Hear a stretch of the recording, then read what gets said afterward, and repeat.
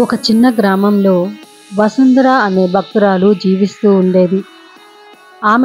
ఆమె కుటుంబంలో అందరూ నాగదేవత భక్తురాలు అని పిలిచేవారు. ఆమె ప్రతి సంవత్సరం నాగపంచమిని ఎంతో భక్తి శ్రద్ధలతో జరుపుతూ ఉండేది. నాగుల జాతికి పాలు, పుట్టబెల్లం, అరటి పండ్లు నైవేద్యంగా పెట్టి ఆమె నిత్యం పూజించేది.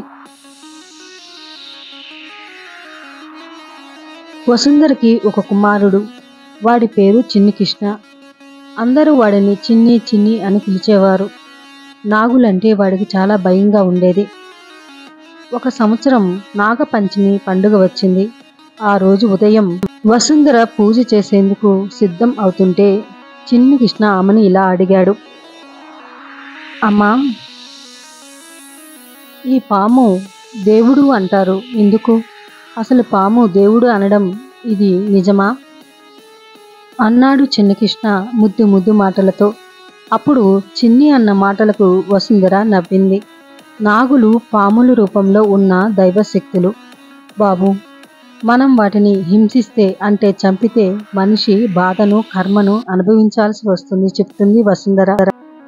చిన్ని వసుంధర మాటలు వింటూనే నిద్రలోకి జారుకుంటాడు. ఆ రాత్రి చిన్నికి అద్భుతమైన ఒక కల వస్తుంది. ఆ కలలోకి ఒక గొప్ప నాగుడు కనిపిస్తాడు. పచ్చని శరీరం, మెరిసే కొండ చిలువ రూపం, 2 కళ్ళు మిలమిల భయంకరంగా మెరుస్తూ ఉంటాయి. అప్పుడు నాగు చిన్నితో ఇలా అంటాడు. ఓ చిన్ని కృష్ణ, మీ అమ్మ భక్తి వల్ల నీకు నేను ప్రత్యక్షమయ్యాను. నువ్వు ఎవరినీ చిన్న చూపు చూడకూడదు. నేను విషం కాదు, విశ్వాసాన్ని, నా భక్తులను ఎప్పుడూ కాపాడుతూ ఉంటాను. దానికి కృతజ్ఞతగా నన్ను వారు పూజిస్తుంటారు. ఆ పూజలు నాకు సంతోషాన్ని ఇస్తాయి. నువ్వు కూడా మీ అమ్మలాగా నాగపంచమి రోజు నాకు పూజ చెయ్యి.